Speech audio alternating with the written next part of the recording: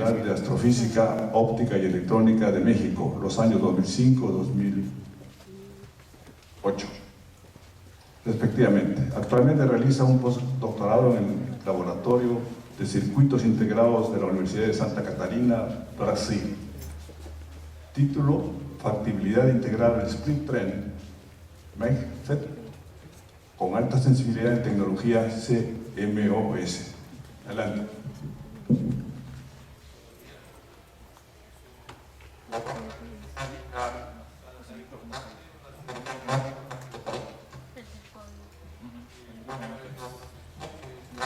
Presentar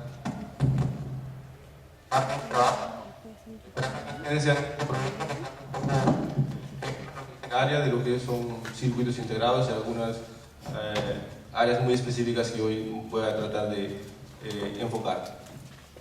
Entonces, el trabajo ha sido, lo que voy a presentar ha sido parte del estudio que hice en el proceso de doctorado, y actualmente estoy profundizando mucho más conceptos en la estancia que estoy en postdoctorado en Brasil. Antes quiero hacer como un tributo a las personas que me ayudaron en mi formación, que son parte de mi familia, y bueno, nunca hay que olvidar uno de dónde empezó y a quiénes debe lo que uno hoy es, ¿no? Adelante, por favor.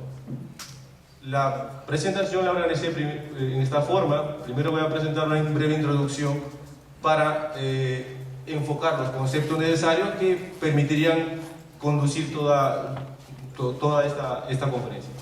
Luego enfoco muy bien lo que es los efectos galvanomagnéticos, que son los encargados, los responsables de generar las señales en el sensor que hoy voy a presentar, lo cual es muy importante. Trataré de enfocar la mayor parte posible ahí. Si es que ustedes tienen alguna duda, por favor, pueden hacer una interrupción al momento que ustedes crean necesario. Luego enfoco las técnicas que he planteado para, de una forma muy sucinta, de cómo mejorar la sensibilidad de este sensor, cómo algunos principios físicos pueden ser aprovechados con la finalidad de ayudar al mejor diseño de los dispositivos que voy a presentar. Luego propongo un macro modelo SPICE, ya que para este sensor, como no existe aún un modelo físico y aún no existía un macro modelo SPICE que permitiría a los diseñadores incorporar este sensor dentro de otros circuitos para poder hacer su caracterización, parte del trabajo fue proponer algo diferente, pero que sea más eficiente, que incluya algunos fenómenos físicos que permitirían medir sus características de forma más real en un simulador. Luego presento los resultados experimentales que se hicieron con los chips fabricados, y como resultado de todo esto, los criterios que uno debe tener para diseñar el sensor. Luego algunas conclusiones y algunas perspectivas de los trabajos que vengo realizando y que se permitirían hacer a futuro, y algunos agradecimientos para las personas y las instituciones que facilitaron este trabajo.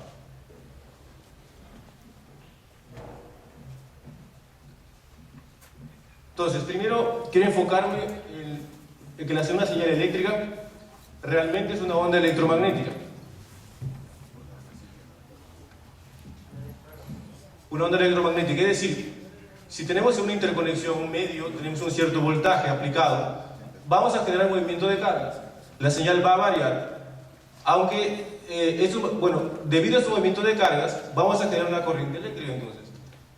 Usualmente las personas vemos que hablamos de voltaje y de corriente, pero esto es muy similar. Si tenemos corriente eléctrica y movimiento de cargas, estamos haciendo un campo magnético, estas son líneas magnéticas.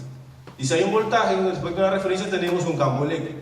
Es decir, la señal eléctrica realmente podemos ver su información como voltaje, como corriente eléctrica, o como campo eléctrico o como campo magnético. Es decir, podríamos monitorar la información también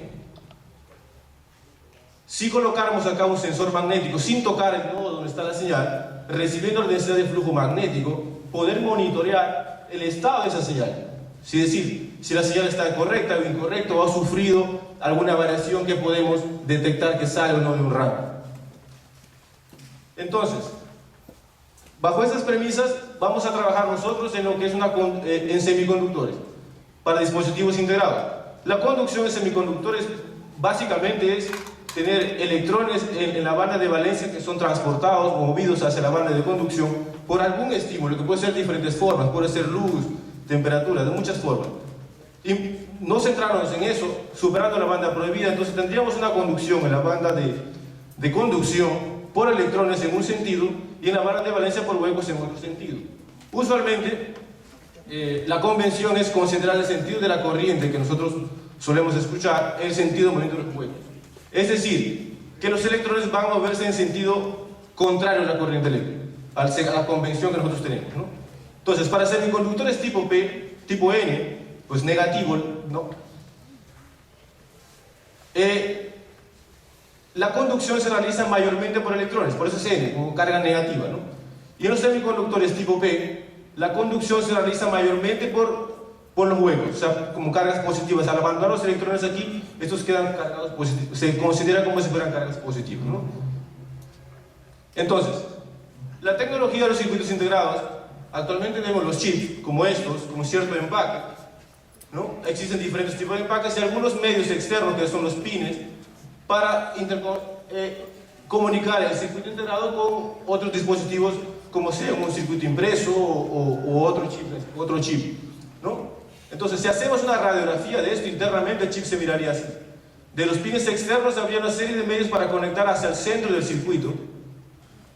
Y dentro de esta parte central estaría el circuito integrado, que más o menos estamos hablando de 3 a 5 milímetros de un cuadrado. Dentro de esos existen unos puntos al borde, que son llamados los pads, que permitirían a través de unos cables especiales de un cierto material, alguna vez es oro usualmente, para conectar con estos medios de interconexión y llegar hasta el mundo externo. Ahora, si enfocamos ahí dentro de ese circuito integrado, actualmente podemos ver una visión con un área muy pequeña. Miren que esta distancia aquí es 1 micrómetro nada más. Podemos ver cosas como esto. Es una foto de IBM en un circuito integrado, no de los más recientes, pero permite vernos eso. Entonces, internamente tendríamos como si fuéramos varias autopistas en diferentes pisos. Actualmente tenemos 8 o 9 niveles de metal. Están proponiéndose para más niveles de interconexión. Y en cada una de ellas se está pasando una señal eléctrica, generando su propio campo eléctrico, su propio campo magnético. Y acá hay una interferencia enorme en la señal. Entonces, actualmente, nosotros tendríamos problemas de la densidad de los circuitos, de que la señal se mantenga en el estado que nosotros queremos y con la calidad que uno desea. Ahora, dentro de esto, de estos circuitos, el dispositivo que más se está usando ahora, donde está la base de los circuitos integrados, es el transistor MOS. Es estructura metal, óxido, semiconductor, que es el metal, óxido y semiconductor, clásicamente. Ahora se usan nuevos materiales en esta estructura.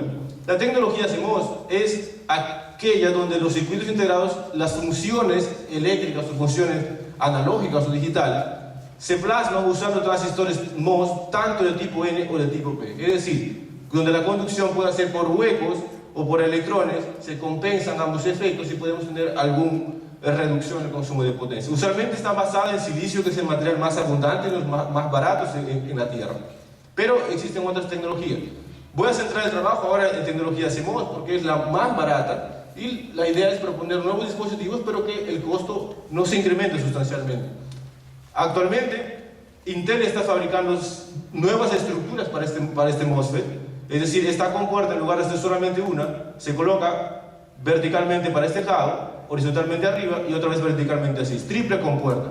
Aumentamos la conducción de una forma muy importante, reducimos el consumo de potencia y reducimos el área. Los FinFETs ya están ahora anunciados por Intel para usar en productos comerciales. Ya tiene años de investigación, pero actualmente ya va a estar en productos comerciales, en los computadores que ustedes van a usar, la gente va a comprar de aquí en las tiendas mayormente.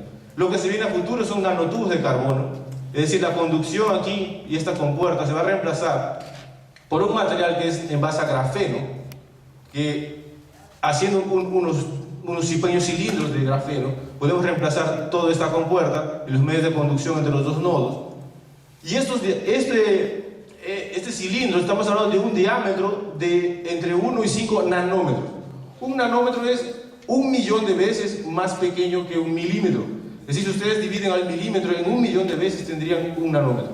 Y en esta pequeña área, estamos hablando de una cosa casi atómica, podríamos conducir, tiene la capacidad de conducción de hasta orden de amperios, ¿no?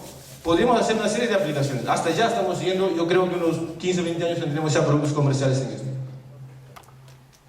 Entonces, vayamos entonces a enterarnos que la integridad de la información en este medio actual, todos los nodos están generando un campo eléctrico y magnético. Todos tienen una señal diferente y hay una gran interferencia aquí. Entonces, la fuente de información para nuestro interés ahora es no tocar un nodo de ahí, usar el campo magnético como he mencionado en la slide anterior y tener mayor selectividad dentro de ellos, porque hay que elegir cuál de estos campos magnéticos, de cuál de estas señales estamos monitoreando. Entonces, habría que tener una estrategia de selectividad. Para ello vas a proponer un sensor magnético sin contacto con el nodo que nosotros queremos monitorear. Entonces, la base entonces va a ser el transistor MOS. Con transistor MOS, la estructura MOS es la compuerta, que es el metal, el óxido que separa a esta compuerta del substrato, que es el silicio, el semiconductor, metal, óxido, semiconductor, MOS.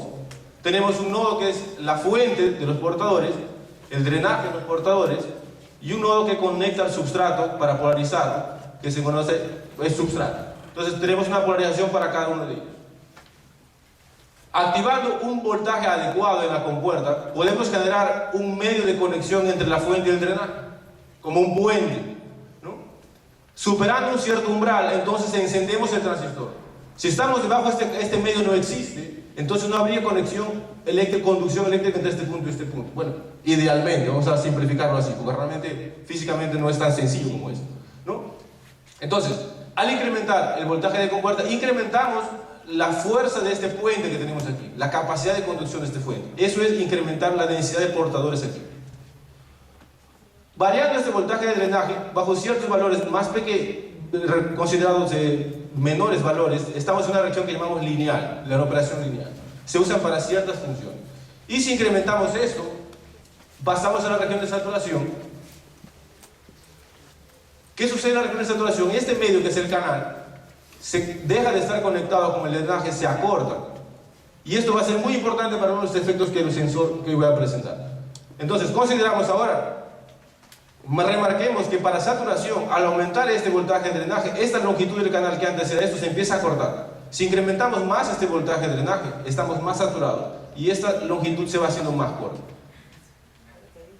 Entonces, al introducir una densidad de flujo magnético sobre este dispositivo, podremos ver que este canal, este medio, se va a convertir en un plato de Hall.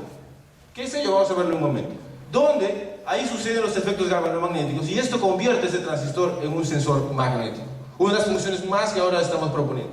Realmente, la función de sensor magnético del MOSFET ha sido propuesto en el 66. Un artículo en Gallagher en la revista Solar State Electronics.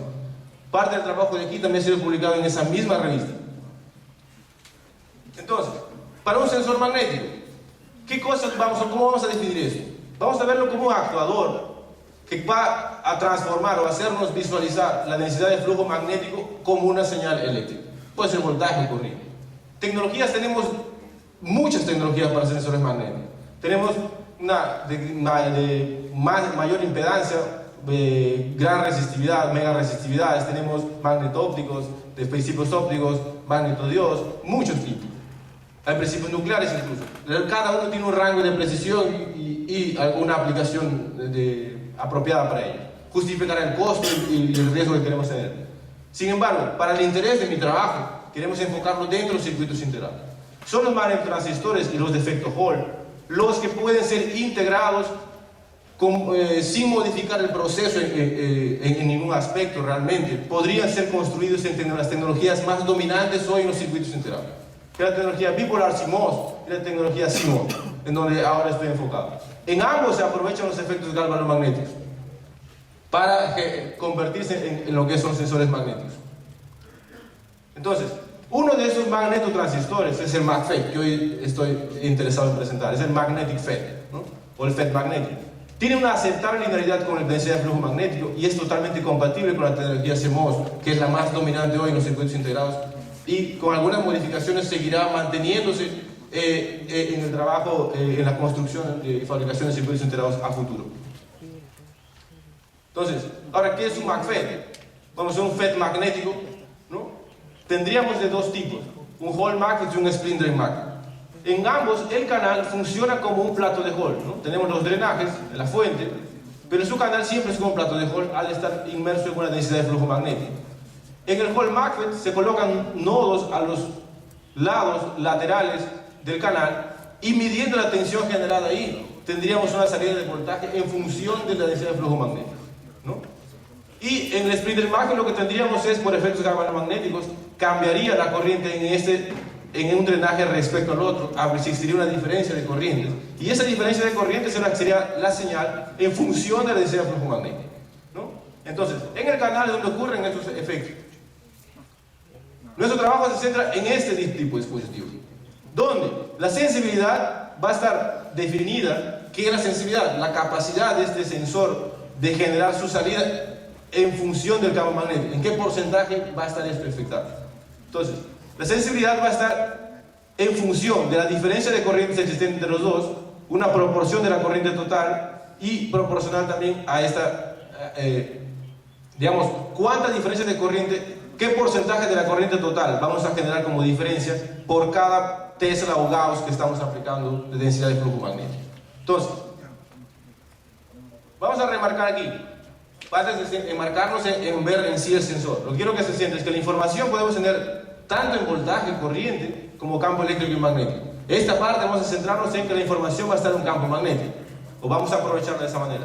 Tenemos en conducción electrones y huecos, por ello tenemos semiconductores tipo N y tipo P. La alta integración ahora nos da muchos problemas de calidad de la señal, de mantener la calidad de la señal dentro de los circuitos integrados, teniendo mucha radiación electromagnética ahí dentro. La tecnología CMOS era dominante y la de bajo consumo de potencia hoy, y es la que vamos a usar. El transistor MOS, tenemos un voltaje de compuerta que nos puede hacer más o menos conductivo el medio del canal, más o menos portadores ahí. Tenemos una región lineal donde podemos operar y una región de saturación. La saturación, recordemos que el canal se acorta. Eso va a ser un efecto importante más adelante. Los sensores magnéticos podemos aprovechar, tenemos magnetotransistores. ¿Y dónde suceden efectos galvanomagnéticos que son la razón de ser de este trabajo? Uno de esos magnetotransistores entonces es el MACFET. Vamos a usar el tipo Splinter MACFET, donde el canal es un plato de fuego. Entonces, ahora vamos a hablar de efectos galvanomagnéticos. Todo lo que mueve al transistor MACFET para ser como sensor magnético. Entonces, vamos a enfocarlo de manera más rápida, más práctica, para ir sin campo magnético y después con campo magnético. Imaginemos una película de conducción aquí, ¿no? Tenemos una corriente eléctrica, estamos sin campo magnético. Vamos a definir esta dirección como transversal y dirección como longitudinal, o como eje X, como eje Y, ¿no? Entonces, la conducción se va a dar estadísticamente más o menos en una región en el sentido longitudinal. Estadísticamente porque el electrón realmente se mueve de una forma aleatoria, pero estadísticamente podemos ver esta tendencia. Entonces, los electrones, como es tipo N, tenemos electrones en la conducción, se mueven, los sentidos del campo de densidad de flujo de corriente, tanto N tipo P, están en ese sentido, también longitudinal. El campo eléctrico también está en el sentido longitudinal. Entonces, todos están manteniendo en el sentido longitudinal. Sin embargo, los electrones se mueven en el sentido contrario a la corriente, teniendo una velocidad de traslado, una velocidad de arrastre, en ese sentido. Entonces, bajo este medio, tenemos principalmente la corriente por arrastre, es decir, por esta velocidad que está arrastrado el electrón, debido al campo eléctrico que está funcionando en este sentido. No existe, o las corrientes por difusión pueden ser despreciadas, porque la densidad de cómo están concentrados los portadores más o menos es uniforme a lo largo de esta película. ¿Qué es la corriente de difusión? Imaginemos un vaso de agua donde ustedes pueden colocar una tinta, una gota de tinta. En el momento que entra la tinta al agua, la tinta está muy concentrada en esa gotita de agua, y en el resto del vaso de agua en ese momento no existe todavía la tinta. Entonces tenemos una alta concentración en un punto respecto a los otros puntos de este vaso. Entonces al entrar la tinta se empieza a difundir hasta ocupar todo el espacio, hasta uniformizarse. Eso es la corriente de difusión. Si la concentración llegara a ser uniforme, cuando esta tinta se desplace por todo el vaso, llegar a ser uniforme, deja de existir este movimiento, esta difusión. Entonces, cuando tenemos en una película la concentración de portadores es uniforme, esta corriente es despreciable. ¿Cuál es la diferencia cuando ponemos un campo magnético? Vamos a empezar con el portador al inicio. Tenemos una velocidad longitudinal. Aparece la puerta magnética y las fuerzas Lorentz. Tenemos por velocidad y por campo magnético. Hacemos la regla de la mano derecha. Tenemos la velocidad en el sentido, el campo magnético hacia allá, debería estar hasta abajo. Sin embargo, la carga es negativa porque estamos con electrones. Entonces el sentido cambia, se va para este lado.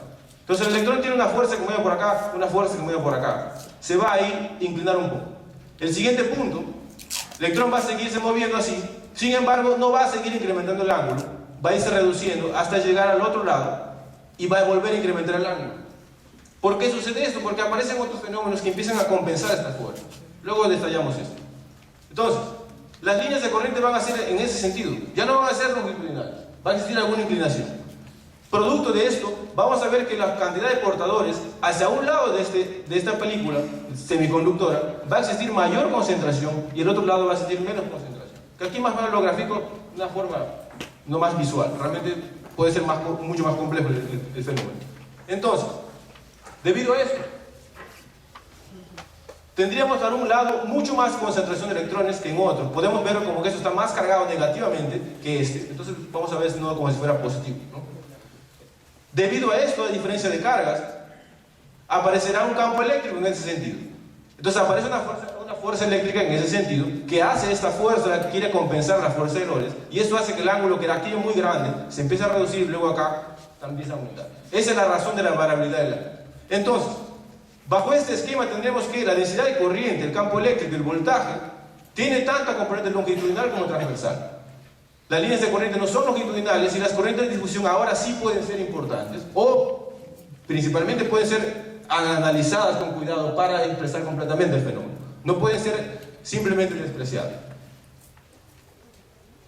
Entonces, vamos a ver ahora que las líneas de corriente están así y vamos a ver qué efecto vamos a tener.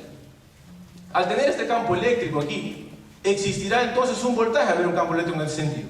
Ese voltaje se va a llamar el voltaje de Hall. Ese voltaje va a variar a lo largo del canal, porque no siempre el campo eléctrico va a ser el mismo valor. Entonces, esos efectos, a esa generación de este voltaje le vamos a llamar el efecto Hall. Uno de los efectos magnéticos. Se establece un factor G, que es el factor de corrección geométrica, para ver qué porcentaje del voltaje de Hall ideal que se formaría en un plato de Hall ideal sería el voltaje de Hall obtenido realmente en un dispositivo. El voltaje de Hall ideal se obtiene en un plato de Hall rectangular infinitamente largo, ¿no? Será el máximo voltaje que podríamos tener. Lo ideal sería que esto fuera 1, quiere decir que el voltaje que yo obtengo realmente al construir sea exactamente el ideal, o sea, exactamente el máximo. Pero en realidad no es así, ¿no? 5 minutos, profesor. 5 minutos. 5 minutos. Opa. Bueno. Entonces el ángulo de Hall es el que te va a permitir variar las líneas de conducción, ¿no? Esto es el efecto que nos da el efecto de deflexión a líneas de corriente, que lo llamamos con magnetorresistencia. Porque al haber una inclinación, la forma como se conduce va a haber otra resistencia en ese sentido. Entonces vamos rápido. Entonces, en un Springer Maxwell tendríamos la idea es, al hacer la conducción en ese sentido, hacer la inclinación, en un lado va a haber más corriente que en otro. Entonces tenemos sensibilidad. El ángulo de Hall va a ser el responsable de esto. Nuestra idea es enfatizar este efecto. Entonces, bueno, vamos más rápido ahora. Entonces, vamos a hacer las técnicas de mejora de la sensibilidad. La sensibilidad nos vamos a incrementar cuando incrementamos esta deflexión. Vamos a llevar más corriente hacia un lado. Tenemos mayor movilidad, tendremos que tenerlo actuando como el voltaje de compuerta. Tendremos que tener la geometría y los modelos analíticos necesarios. Entonces, actualmente, el modelo del ángulo de Hall se consideraría como constante, y no depende de la geometría. Esto está definido en función de voltajes y se utilizó una razón de aspecto mayor que 1. Y la sensibilidad está menor al 15%. Entonces, haciendo un análisis vectorial en cada uno de los puntos, yo propuse un nuevo modelo para el ángulo de Hall. Primeramente definimos el G en vez de voltajes en función de fuerzas, y en base a esto, algebraicamente, logramos que el ángulo de Hall, el modelo, lo pongamos de esta manera y llegamos a esta expresión. Este G hace que el ángulo varíe con la posición a lo largo del canal. Entonces el modelo propuesto muestra la variación del ángulo de Hall a lo largo de todo el plato, y esto nos va a permitir hacer análisis analíticos más importantes. Entonces vemos que el ángulo de Hall varía, el valor máximo está en los extremos y va variando a lo largo del canal. Tenemos mayor ángulo cuando el LW está menor que 1, y esa es mi propuesta. Estamos en este rango, reducimos el efecto de las fuerzas en el lado lateral para permitir más deflexión, y lo ideal sería estar en ese sentido. Entonces, cuando el LW está en este rango, es donde se encontraría la mayor sensibilidad. Eso nos permitió obtener este resultado con los modelos analíticos generados. Entonces, para aprovechar esto en SPICE tendríamos que generar nuevos modelos. Actualmente, bueno, hasta este trabajo se había propuesto nada más una estructura como esta, 2 MOSFETs para cada uno de estos, y llevar una corriente de un lado a otro algebraicamente y generar esto, pero de una forma más algebraica, matemática que física. Entonces, yo propongo actuar sobre el voltaje de substrato para modificar la concentración de portadores, porque en un lado del transistor tienes más concentración que en otro, y sobre ello generar linealmente la variación de corriente. Entonces, en este modelo, tendríamos un modelo que representa físicamente al transistor, ¿no? Las condiciones físicas están incorporadas y sí se incluyen todos esos efectos galvanomagnéticos, de alguna manera. Entonces, los resultados experimentales se han hecho en una estación de prueba de circuitos integrados. Dentro de esto podemos observar el circuito que vamos a fabricar, donde tenemos una serie de transistores, MACFET, y dentro de ellos voy a presentar resultados de uno de ellos, donde los parámetros han sido medidos con un analizador de parámetros semiconductores, Agilent. Cada punto ha sido obtenido con 6.400 muestras, un promedio. La tecnología usada es esta, 0.35 micrómetros, y hemos trabajado en el laboratorio de nanoelectrónica de INAO en México. Entonces, hemos trabajado con MACFET de 2 micrómetros por 10 micrómetros. Aquí está debajo de esta línea de conexión. Aquí la conducción eléctrica, estamos viendo, con esta corriente generamos el campo magnético que va a recibir este transistor aquí. Hacemos una regresión lineal de todas las muestras y obtenemos resultados más parecidos a esto, en general. Entonces, las sensibilidades que encontramos, fíjense, hemos tenido como mínimo de 15% por test, hemos llegado hasta casi 60%. La tecnología hasta ahora había obtenido nada más 15% bajo las mismas condiciones. Pasamos que de lineal, pasamos a saturación, hay un incremento fuerte, lineal y pasamos a saturación. ¿Por qué?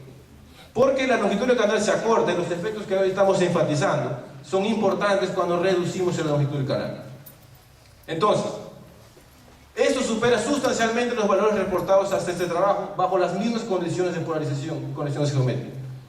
Entonces, ahora, la verificación del macromodelo. Se obtuvieron los resultados de sensibilidades y diferencias de corriente, se compararon con las simulaciones en SPICE y obtuvimos este resultado. El error ha sido menor a 1.6% en precisión, lo cual muestra que es apropiado para usarlo como plataforma de diseño en un circuito integral. Entonces, criterios de diseño muy simples ahora. ¿Qué podemos deducir? Debes tener un LW en largo y ancho de este rango. El largo debe ser menor a 5 micrómetros para enfatizar los efectos, sobre todo el magnetoresistencia. Debemos reducir el voltaje de compuerta para incrementar la movilidad del portador. La operación debe ser en saturación. Vimos que hay un incremento de pasar de lineal a saturación importante. Y hay que considerar las condiciones de ruido que queremos evitar en el sensor. Entonces, conclusiones rápidas. Hemos mostrado las posibilidades ahora de integrar sensores magnéticos, Splinter y MACFET, con tecnologías CMOS y con una alta sensibilidad. El Splinter y MACFET ahora es factible aprovechar simultáneamente dos efectos galvanomagnéticos, la deflexión y la magnetoresistencia. Mi aporte sobre la magnetoresistencia, porque hasta ahora el sensor solo ha sido diseñado y enfatizado y muy estudiado sobre la parte de deflexión. Encontramos modelos analíticos que permiten incorporar este fenómeno. Y esta es casi la razón de ser, de encontrar alta sensibilidad y también de reducir las dimensiones. 2 minutos, profesor Santillán. Muchísimas gracias. La sensibilidad entonces puede ser significativamente incrementada si tenemos una reacción de aspecto así. Reducimos el voltaje de compuerta fuente para incrementar la movilidad y operamos en la región de saturación. Un Splinter MACFET con sensibilidades de más de 50%, casi 60%, ha sido reportado y mostrado en este momento experimentalmente.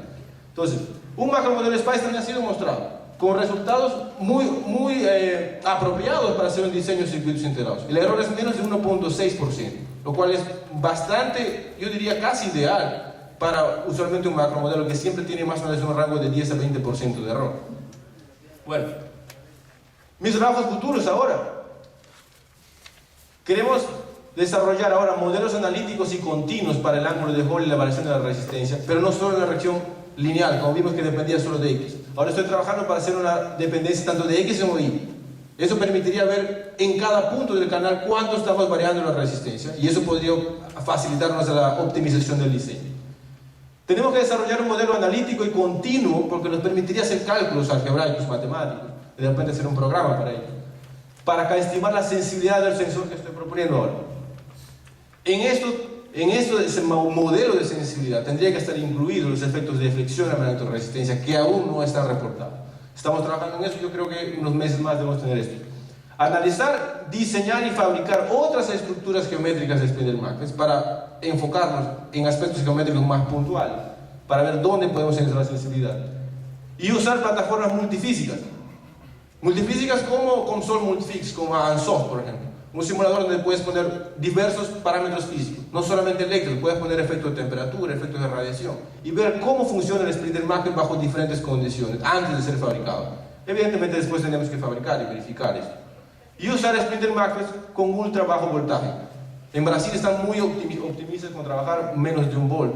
He visto osciladores trabajando, osciladores analógicos para celulares trabajando a menos de 100 milivolts. Entonces, tenemos que trabajar en ese sentido también, usar modelos más apropiados.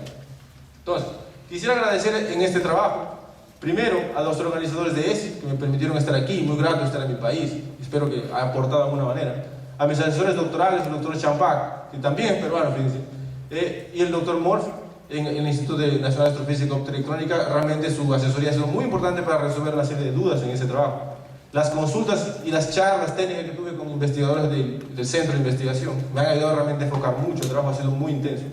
Y al personal técnico del laboratorio de nanotecnología, realmente personas que te dan una ayuda muy importante, decir, mira, coloca el cable así porque así vas a tener menos error y cosas de ese tipo, ¿no? Realmente es importante aprender de ellos. Y al Consejo Nacional de Ciencia y Tecnología de México, que ha financiado el proyecto, ha financiado mis estudios y me ha permitido concluir con éxito este trabajo. Bueno, muchísimas gracias y espero que los haya aclarado un poco algunas dudas. Si tienen algunas preguntas, por favor. No, bueno, gracias al profesor Gerard Santillán. Le invitamos a acercarse a la mesa para entregarle el diploma que le acredita este acontecimiento importante.